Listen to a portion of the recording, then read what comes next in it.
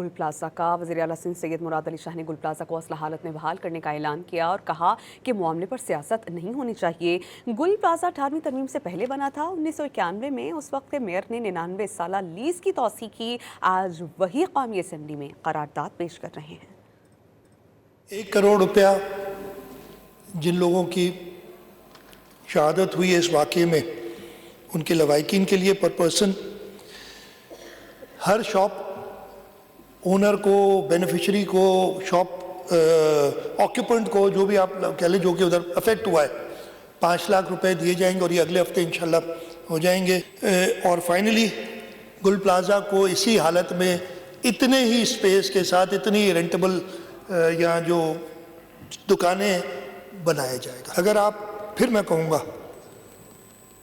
کہ اپنا hidden agenda کوئی چلائیں گے، یعنی 18ویں ترمیم، یہ پہلی بار نہیں ہوا۔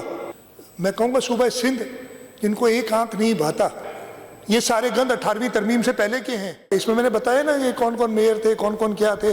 بڑی المیہ کی بات ہے نا کہ جو صاحب 91 میں 8 سال بعد، بیک ڈیٹ میں 8 سال بعد لیز کو ایکسٹینڈ کرتے ہیں اور اپنے آرڈر سے کرتے ہیں، وہ آج قومی اسمبلی میں قرارداد پیش کر رہے ہیں۔